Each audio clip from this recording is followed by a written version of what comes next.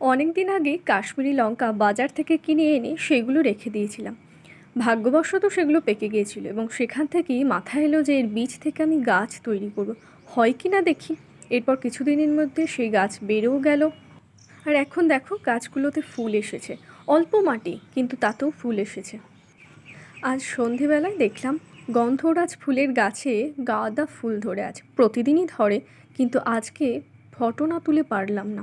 তোমাদের সাথে শেয়ার করার জন্য বেশ চটপট কতগুলো ফটো তুলে নিলাম। আর এর পাশেই রয়েছে বেলি, যেটা প্রতিদিন আমাদের বাড়িটাকে গন্ধে ভরিয়ে রাখে। তোমরা চাইলে তোমরাও বসাতে পারো।